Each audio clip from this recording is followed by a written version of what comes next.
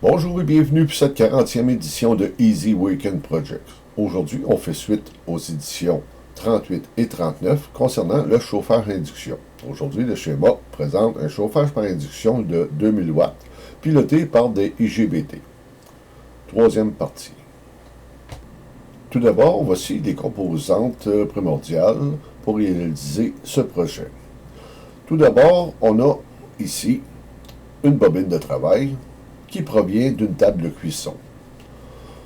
85-95 micro-Henry, capable de supporter jusqu'à 2500 watts. On a besoin de deux condensateurs de type MKPH de 0.15 microfarad.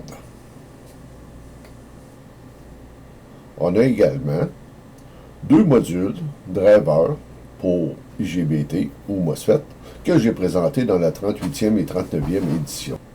J'utilise ici des IGBT de 60 A à 1200 volts. Pour générer des pulses, je vais prendre un module, un générateur de pulses PWM, disponible sur le marché pour environ 5 $ US. On a le contrôle du doté cycle de 0 à 100% et un contrôle sur la fréquence de 1 à 150 kHz. Il peut être alimenté avec une source à partir de 3.3 volts jusqu'à 30 volts. En gros, voici le schéma de notre circuit. On a encadré en bleu ici deux modules IGBT driver qui utilisent des IGBT de 60 A 1200 volts. On a nos transistors driver fonctionnant sur une alimentation de 18 volts. Les deux sont reliés en parallèle. On a notre bobine de travail en L2. Ici, c'est facultatif, c'est-à-dire que cette résistance représente notre panne. Nos deux condensateurs qui nous donnent 300 nanofarad ou 0.3 microfarad qui rentrent en résonance avec cette bobine de travail. On a notre matching coil de 1 mH accompagné d'un condensateur de 8 microfarad pour le filtrage DC. On va simuler notre générateur de pulse grâce à un générateur de fonction réglé à 30 kHz. On va démarrer à 10%, mais on va y revenir un petit peu plus tard. Poursuivons. Au niveau de l'alimentation, ici je présente une section alimentation 170 volts DC et une alimentation 18 volts DC régulée pour alimenter nos modules driver. Notre 170 volts, quant à lui, il va alimenter notre bobine de travail. On peut bien entendu réaliser ces montages en suivant ces schémas qui vont être très fonctionnels. Pour les personnes désirant imprimer ce schéma, vous pouvez faire une pause, une capture d'écran. Personnellement, lorsque je fais des expériences, j'y vais avec les moyens du bord avec plus souvent qu'autrement de la récupération. Et pour cette expérience, c'est ce que j'ai fait. Ici, je vous présente un board d'alimentation pour une TV plasma 50 pouces que j'ai récupéré de l'écocentre. On peut récupérer plein de composantes, des IGBT, des MOSFET, des transistors, des générateurs de pulses, des transformateurs SMPS, des optocoupleurs, tout ça. Mais ce qui m'intéressait le plus, c'était cette section, la section alimentation 170 volts.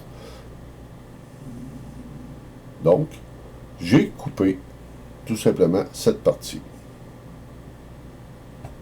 Et voilà mon alimentation de 170 volts. Au départ, c'était une fusible de 10 ampères. Je l'ai remplacé pour une 15 ampères. Ça nous fournit une protection contre les surtensions, un excellent filtre EMI.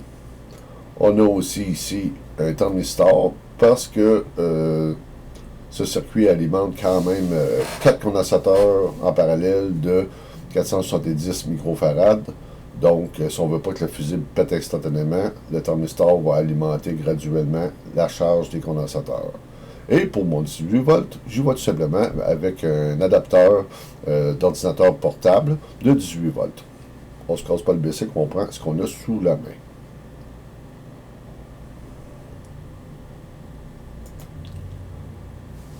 Quant au module driver, que j'ai déjà présenté dans la 38 et 39e édition, pour les personnes intéressées à récupérer le schéma et le gerbère pour fabriquer ou commander CA4, il est disponible dans la description de la 38e édition.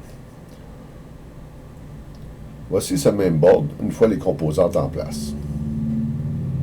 Comme j'avais dit antérieurement, la résistance R2, je l'ai omis.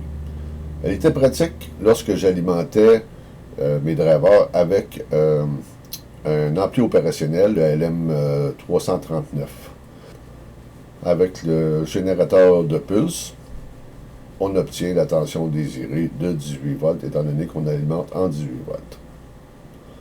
On peut voir ici qu'on utilise un IGBT de 60 A 1200 volts. Les connecteurs sont aux mêmes positions que pour un MOSFET. Donc, ce module peut servir à driver soit un MOSFET, soit un IGBT. On est sélectionné avec J1 sur la diode de 18 volts, ce qui est facultatif à ce moment-ci parce qu'on alimente déjà avec une alimentation de 18 volts régulée. Et notre résistance pour la fermeture rapide de la gate est réglée sur 4.7K.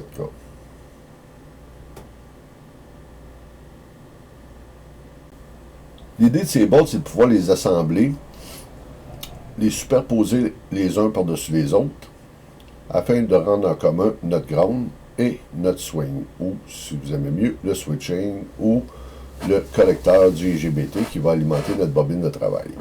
Cette façon d'opérer permet d'utiliser 1, 2, 3, 4 modules, comme on veut, pour partager la puissance demandée au IGBT. En mettant deux boards en parallèle, on partage en deux la dissipation de chaleur émise par les IGBT. Ici, on peut voir les branchements. On a notre générateur de pulse relié au 18 volts. Notre PWM s'en va alimenter le PWM de chacun de nos drivers. Notre ground et notre 18 volts. Tant qu'à la sortie du module, on a notre ground renforcé qui est relié entre les deux modules. Pareillement pour le switching. Le switching s'en va alimenter directement notre bobine de travail. Entre en résonance avec nos deux condensateurs MKPH. Et de l'autre côté de la bobine, on est alimenté par notre 170 volts. On a ainsi un circuit induction heater de 2 kW. Si je présente quelques expériences sur le banc de test, j'avais défait le fil de litre qui forme la bobine de travail pour l'enrouler par-dessus la laine de céramique autour d'un tuyau d'exhaust de 2 pouces. Ça fonctionne, le tuyau rougit. J'ai ensuite utilisé un tuyau d'1 pouce en acier galvanisé. Aussi avec la laine de céramique, j'ai enroulé le fil grossièrement, c'était pour faire des tests, dans lequel j'ai mis un bâton de popsicle, un petit bout de bois. Cette expérience nous a conduit à notre premier générateur de gaz de bois, qui a été ma première expérience, comment convertir du bois pour en faire du gaz. Ça nous a dirigé vers d'autres expériences avec des huiles de vidange, du plastique, du bois, du papier, à peu près tout ce qu'on récupère dans le bac bleu.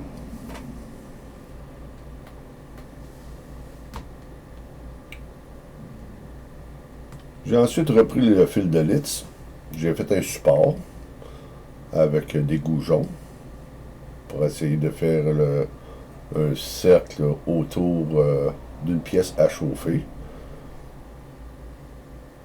avec un bout de tuyau d'exhaust aussi. On peut voir le chauffage par induction en action. Ce qu'on a appris avec cette expérience, c'est que oui, ça fonctionne. Ici, pour maintenir mes goujons en place, j'avais utilisé un rebord de canne de café, qui n'était pas vraiment une très bonne idée parce que ça capte aussi l'induction, donc il vient chaud et transmet sa chaleur directement au bois. Donc le bois, c'est sûr qu'il n'a pas fait longtemps avec une convection de chaleur dégagée par le tuyau. Il s'est mis à brunir, à noircir, et l'avoir laissé aller, il a pris feu, tout simplement. Mais revenons à notre schéma.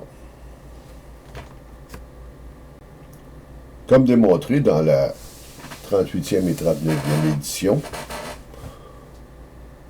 au niveau du simulateur, générateur de pulse, réglé à 30 kHz, à 10% de doté 5 heures. On obtient ainsi une puissance de 400 watts. On tire 3 ampères sur notre source d'alimentation de 170 watts. Si on double notre doté cycle, on va ainsi augmenter notre puissance, notre consommation d'ampérage, la dissipation thermique des IGBT.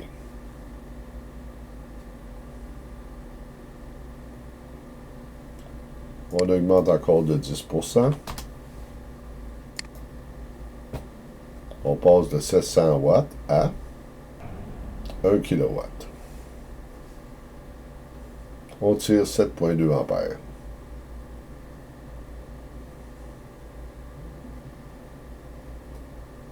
La dissipation thermique.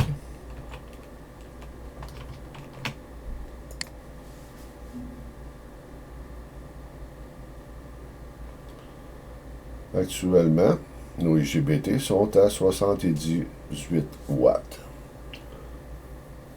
Un seul module augmenterait le double, donc autour de 160 watts. Ils sont capables de supporter jusqu'à 500-550 watts. L'idée, c'est de pouvoir passer maintenant à 40% du doté cycle pour augmenter notre puissance encore.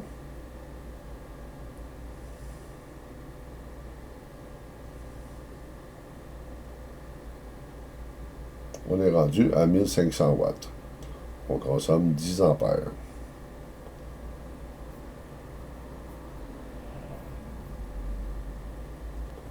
Notre puissance tombe à 1,5. Donc, on peut faire varier la fréquence.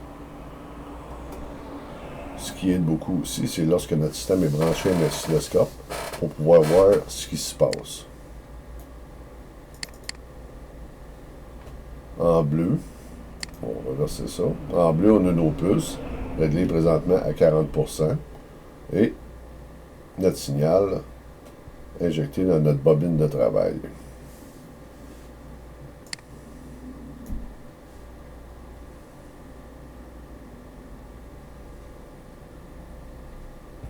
Si on éloigne la panne de notre bobine de travail,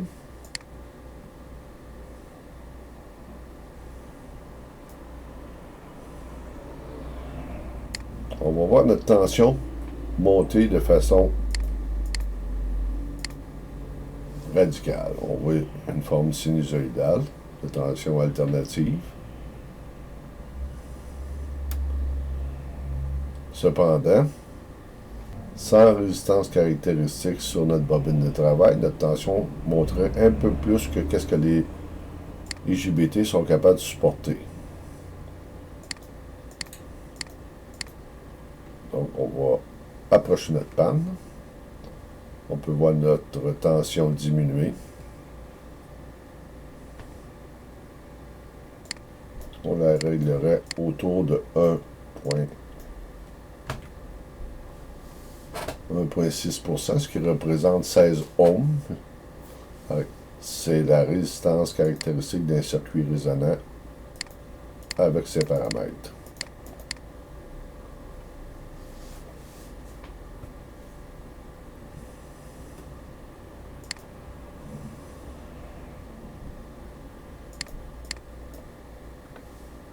Si on élève à 45% notre duty cycle, on va se remettre à 30 kHz.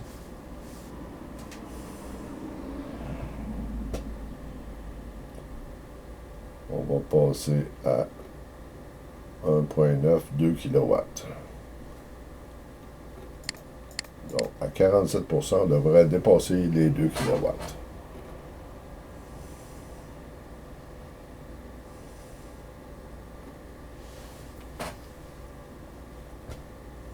Si on augmente à 50%, l'ampérage de notre alimentation de 170 volts vient de dépasser la capacité du fusible. On aurait peut-être 2.3 kW, mais notre fusible aurait cédé. Donc, on n'ira pas au-dessus de 47% de notre cycle pour aller chercher notre puissance de 2000 watts maximale et rester en bas du 15 ampères. Si on utilise le même schéma et qu'on alimente avec une source AC de 240 volts, on va obtenir une sortie DC autour de 340 volts. Bien entendu, notre puissance va passer de 2000 facilement à 4-5 000 watts. Cependant, il va falloir prévoir une alimentation capable de supporter dans les 25 à 30 ampères. Donc, le transformateur EMI va devoir être aussi renforcé.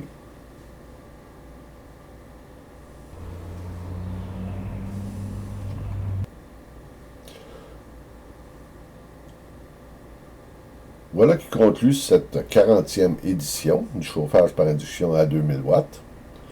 J'espère que vous avez aimé cette vidéo. Pour les personnes désirant ce schéma, vous pouvez faire une pause et une impression d'écran.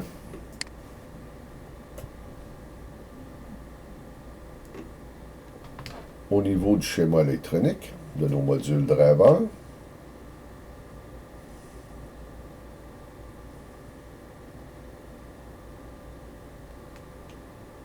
ou de l'alimentation en 170 volts et en 18 volts. J'espère que vous avez aimé cette vidéo. Si oui, cliquez sur j'aime. Je vous invite à vous abonner. Ça nous encourage à poursuivre dans cette direction avec d'autres schémas, d'autres projets. L'idée de Easy Weekend Project était de produire 150 vidéos démontrant quelques schémas faciles à réaliser. On en est rendu à notre 40e édition. Je vous dis donc à très bientôt. Merci de votre attention et au revoir.